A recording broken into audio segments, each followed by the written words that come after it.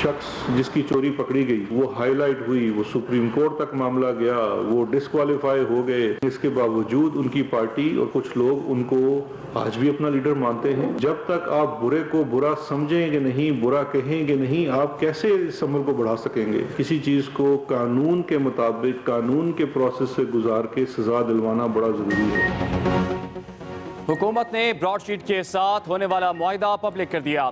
Media को तफसीलात बताते हुए मुशीर एहतसाब शहजाद अकबर बोले, ब्रॉडशीट के साथ पहला मुआहिदा 2000 में हुआ। अक्टूबर 2003 में हुकूमत ने यह मुआहिदा मनसूख कर दिया। अदालती फैसले में लिखा है कि ब्रॉडशीट में एवनफील्ड समेत दीगर असासे साबित हो चुके। वज़ीर आज़म की हिदायत पर ब्रॉडशीट के वकला की इजाज़त से फैसले पब्लिक किए जा रहे हैं। माजी में होने वाली डीलों और एनआरओ का खुमियाजा कौम को भुगतना पड़ रहा है।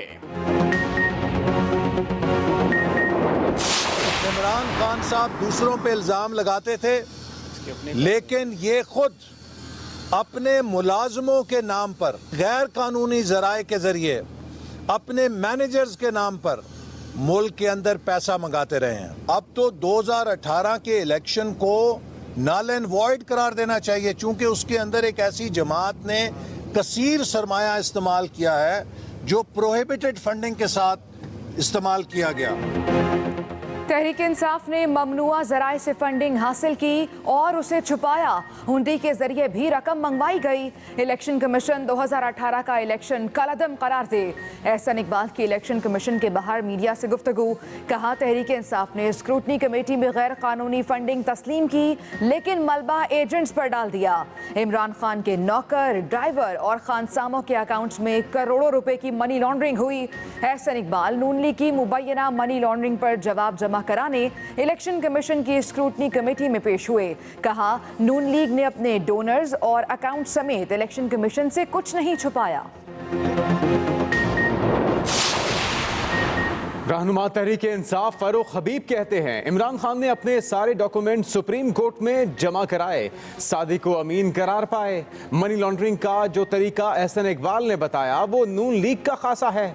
इलेक्शन कमीशन के बाहर मीडिया से बात करते हुए कहा कि तहरीक इंसाफ को मिलने वाला सारा पैसा कानूनी जराए से आया। उनके पास इलेक्शन कमीशन के बाहर एहतजाज का कोई हक नहीं। इसराइल को तस्लीम करने का सवाल ही पैदा नहीं होता। नवाज शरीफ ने खुद वक्त इसराइल भिजवाया और हम पर इसराइल के हवाले से इल्जाम लगाते हैं।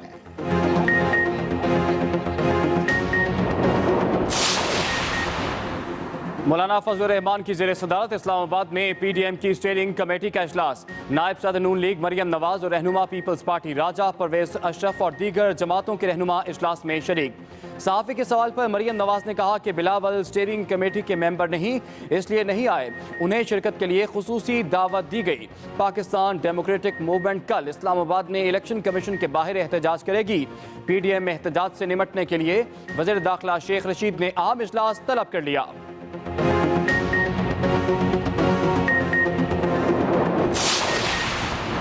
आज फिर शिकस्त खुर्दा नासिर का एक कट है जो अपनी सियासत और दौलत बचाने की हिकमत अमली तरतीब दे रहा है। वफाकी वज़ीर इत्तलात शिबली फराज का ट्वीट। मजीद कहा, ये इत्तेहाद ज़ाती मफादात की नाइत्तेफाकियों के गिर्द घूम रहा है। नाकामी, रुसवाई और हजीमत इनका मुकद्दर है। वज़ीर आला पंजाब उस्मान बुज़दार कहते हैं, पीडीएम ने ज़ाती मफादात की खातिर कौमी यकजहती को तबाह करने की मज़मूम कोशिश की। गैर मामूली हालात के बावजूद ऑपोजिशन ने गैर जिम्मेदारी का सबूत दिया। ये वक्त पॉइंट स्कोरिंग का नहीं। मुस्लिम लीग नून के रहनुमा ख्वाजा साद रफीक का कहना है कि पीडीएम में इस्तीफों के मामले पर कोई इख्तिलाफ नहीं। इस्तीफे तो देने ही देने हैं, सिर्फ तारीख तय होना है। वो लाहौर में मीडिया से बात कर रहे थे। उनका मजीद कहना था कि ये नालायक हुकूमत है। रेलवे को 5 साल मेहनत करके ट्रैक पर डाला। शेख रशीद ने 6 महीने में सारी मेहनत पर पानी फेर दिया।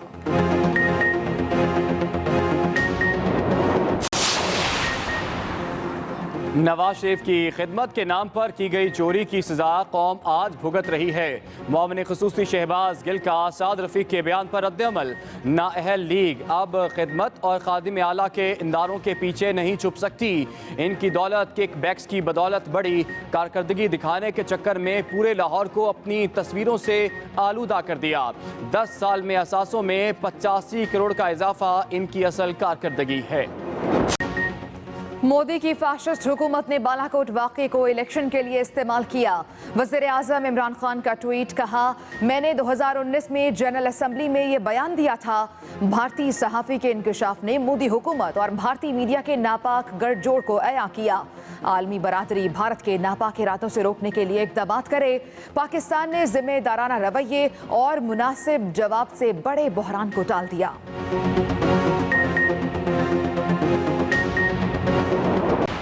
पाकिस्तान में कोरोना मजीद 46 जिंदगियां ले गया। एक दिन में 1920 नए केसेस रिपोर्ट।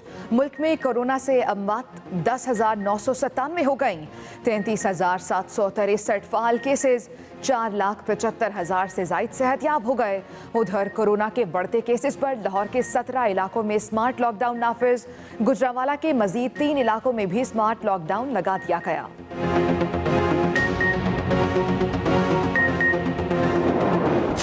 मुल्क भर में 9वीं से 12वीं जमात तक तालीमी इदारे खुल गए। पहले रोज बच्चों की कम तादाद स्कूल पहुंची। तालीमी इदारों की जानिब से कोरोना SOPs पर सख्ती से अमल करवाया जा रहा है। तलबा मास्क लगाकर स्कूल पहुंचे। हुकूमती हिदायत के मुताबिक 50% बच्चे एक रोज जबकि बकिया 50% दूसरे रोज आएंगे। 1 फरवरी से यूनिवर्सिटीज और दीगर तालीमी इदारे भी खोल दिए जाएंगे। स्कूल खुलने पर तलबा का मिले जुले रद्द-ए-अमल का इजहार।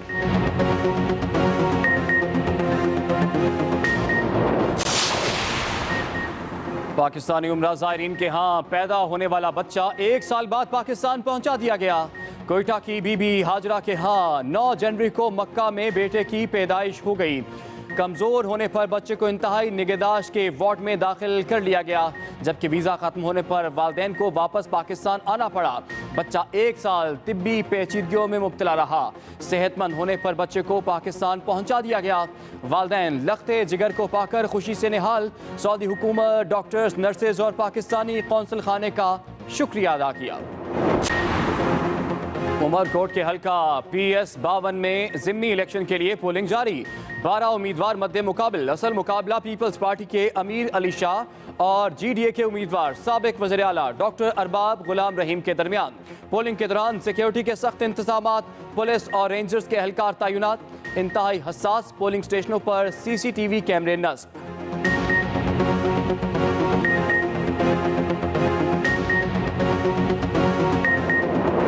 ने ब्रॉडशीट के साथ होने वाला मुआहिदा पब्लिक कर दिया है। मीडिया को तफसीलात बताते हुए मुशीर एहतसाब शहजाद अकबर बोले कि ब्रॉडशीट के साथ पहला मुआहिदा सन 2000 में हुआ। हुकूमत ने ब्रॉडशीट के साथ होने वाला मुआहिदा अब पब्लिक कर दिया है। शहजाद अकबर ने आज प्रेस कॉन्फ्रेंस की और कहा कि ब्रॉडशीट से पहला मुआहिदा सन 2000 में हुआ। 2003 में मुआहिदा मनसूख कर दिया गया। 21 मिलियन में से $20 मिलियन शरीफ फैमिली की मद में अदायगियां करना पड़ी। ब्रॉडशीट और ये एसेट रिकवरी वाला जो था, ये पूरी टाइमलाइन, कुछ डेट्स बड़ी इंपॉर्टेंट हैं। एसेट रिकवरी एग्रीमेंट होता है नैब और ब्रॉडशीट के माबैन एसेट रिकवर करने के लिए। डेट है जून 2000। जनरल मुशर्रफ की गवर्नमेंट थी पाकिस्तान में उस वक्त। दिसंबर 2000 में नवाज शरीफ उस वक्त की हुकूमत से डील करके सरूर पेरिस सऊदी अरेबिया चले गए। जून 2020 में interim third party debt order लेता है ब्रॉडशीट के। पाकिस्तान में चूंकि मेरे पैसे वो देने हैं, ये अवार्ड भी आ चुका है, इसलिए पाकिस्तान के जहां भी कोई एसेट्स हों या इसके अंदर इंटरेस्ट हो, उसके ऊपर एक इंटरिम ऑर्डर होता है, एक ज़िमनी ऑर्डर आ जाता है, जिसमें वो एवन फ्लीट अपार्टमेंट्स के ऊपर भी लेता है और एक बैंक अकाउंट के ऊपर भी लेता है। माजी की डील्स और NROs की जो कीमत है वो ये है, क्योंकि ये खमियाजा आपके ही टैक्स के पैसों में से देना पड़ रहा है ब्रॉडशीट को, हुकूमत पाकिस्तान को।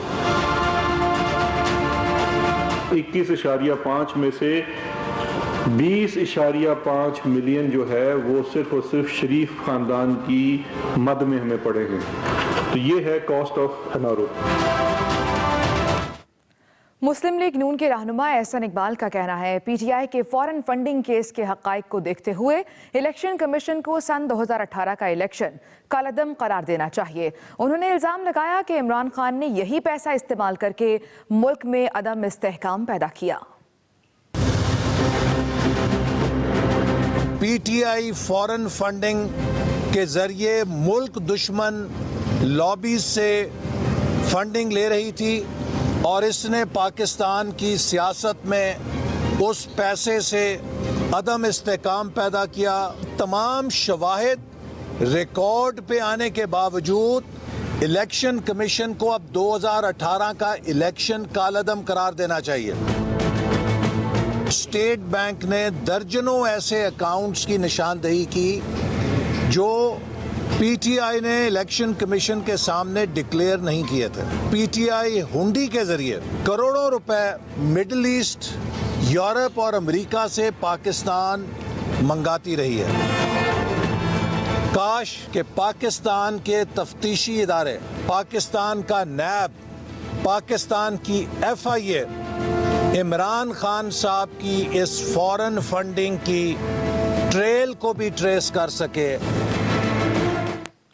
पीटीआई रहनुमा फरूख हबीब की इलेक्शन कमीशन के बाहर मीडिया से गुफ्तगू और कहा कि वजीर आजम इमरान खान सादिक और अमीन साबित हुए।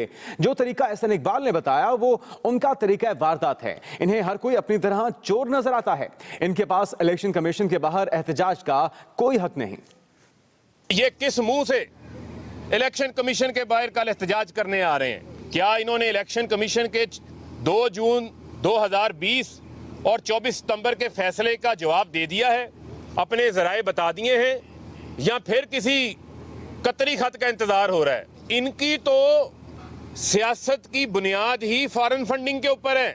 इमरान खान तो सादिक अमीन बन चुका है, सुप्रीम कोर्ट ने बनाया है। आप तो सुप्रीम कोर्ट से नाहल हुए हैं। एहतसाब अदालत से आपको इवन फील्ड के मामलात से जो है वो सजा हुई है। फिर से कोई NRO लेने की तैयारी है PMLN और पीपल्स पार्टी के अपने फॉरेन फंडिंग केस के अंदर। इस्लामाबाद में PTM की स्टीयरिंग कमेटी का इजलास। इलेक्शन कमीशन के बाहर एहतजाज पर मुशावरत हो रही है। अपोजिशन जमातों का हुकूमत को मजीद टफ टाइम देने का फैसला। PTM की स्टीयरिंग कमेटी का इजलास और इस इजलास में इलेक्शन कमीशन के बाहर एहतजाज पर मुशावरत की जा रही है। अपोजिशन जमातों का हुकूमत को मजीद टफ टाइम देने का फैसला। खालिद महमूद हमारे नुमाइंदे, उनसे मजीद तफसीलात जानते हैं। खालिद महमूद, क्या फैसले मुतवक्किल हैं PTM इजलास के बाद? जी देखें जी, आज मौलाना फजल रहमान की रिहायशगाह पर PTM का अहम इजलास इस वक्त जारी है। बज़ाहिर ये स्टीयरिंग कमेटी का इजलास था, लेकिन आज के इजलास में मरियम नवाज जो है वो भी शिरकत कर रही हैं। मौलाना फजल रहमान खुद इस स्टीयरिंग कमेटी के इजलास की सदारत कर रहे हैं। इलेक्शन कमीशन के सामने जो कल मुजाहरा होने जा रहा है, खासकर जो मुख्तलिफ इलाकों से रैलियाँ रवाना होंगी, उनकी तफसीलात से शुरा को आगाह किया जा रहा है और एक लाया अमल तय किया जा रहा है कि कब और कहाँ पे इलेक्शन कमीशन के सामने जो है वो मुजाहरा होगा। इसके अलावा जो वहाँ पे मुतालबात रखे जाएंगे उनकी तफसीलात से भी तमाम शुरा को आगाह किया जा रहा है। उसमें मुतालबा रखा जा रहा है कि जो 23 फॉरेन फंडिंग केस के जो अकाउंट हैं PTI के, उनके बारे में भी कहा जाएगा कि उसका फौरी तौर पर फैसला किया जाए। इसके अलावा वहाँ पे मौजूद जो शुरा होंगे वो इस बात का भी इलेक्शन कमीशन से मुतालबा करेंगे कि इस केस को फौरी तौर पर निपटाया जाए और जो लोग भी इसमें मुलव्वस हैं, जो पार्टी इसमें मुलव्वस हैं, उसके खिलाफ कानूनी कार्रवाई की जाए। इस हवाले से आज स्टीयरिंग कमेटी के इजलास में फरवरी में भी जलसे जुलूस जो है वो शुरू करने का फैसला किया गया है और 10 ऐसी जगहों पर रैलियाँ और जलसे किए जाएंगे। तमाम PTI के अरकान, तमाम PTI की जो आला क़यादत है, उन जलसों में शिरकत करेगी। इस तरह जनवरी के बाद फरवरी जो है वो भी जलसों, रैलियों और मुजाहरों का सिलसिला जो है वो जारी रखा जाएगा। ठीक, बहुत शुक्रिया आपका खालिद महमूद। आज फिर शिकस्त खुर्दा अनासिर का इकट्ठ है। वफाकी वज़ीर इत्तलात शिबली फराज का ट्वीट कहते हैं, जो अपनी सियासत और दौलत बचाने की हिकमत अमली तरतीब दे रहा है, ये इत्तेहाद जाती मुफादात की ना इत्तफाकियों के गिर्द घूम रहा है। वफाकी वज़ीर इत्तलात शिबली फराज ने कहा कि आज फिर शिकस्त खुर्दा अनासिर का इकट्ठ है। उन्होंने ट्वीट की और लिखा कि जो अपनी सियासत और दौलत बचाने की हिकमत अमली तरतीब दे रहा है। शिबली फराज का मजीद कहना था, ये इत्तेहाद जाती मुफादात की ना इत्तफाकियों के गिर्द घूम रहा है। उधर मुस्लिम लीग नून के रहनुमा ख्वाजा साद रफीक की मीडिया से गुफ्तगू। कहा, तरक्की पजीर ममालिक में अपोजिशन का इत्तेहाद नहीं बनने दिया जाता, लेकिन अगर ये इत्तेहाद हो जाए तो ये कोई ना कोई नतीजा जरूर लाता है। PDM में कोई इख्तिलाफ नहीं, इस्तीफे देने ही पड़ेंगे, या इमरान खान साहब जाएंगे या फिर हम। थर्ड वर्ल्ड कंट्रीज में अपोजिशन के इत्तेहाद बनने नहीं दिए जाते और अगर ये बन जाए तो फिर ये नताइज लाते हैं। PDM की तहरीक नाकाम हो ही नहीं सकती क्योंकि ये डिफरेंट जो पॉलिटिकल शेड्स हैं मुल्क के, वो एक प्लेटफॉर्म पे इकट्ठे हुए हैं, तो उसकी इस्तीफों की टाइमिंग पे बात हो रही है आपस में। ये इख्तलाफ नहीं है कि इस्तीफे नहीं देने, इस्तीफे देने ही पड़ेंगे, या तो इमरान खान साहब को छोड़ना पड़ेगा वरना हम छोड़ेंगे। कोई एक फ्रीक जाएगा तो नया इलेक्शन आएगा पाकिस्तान में।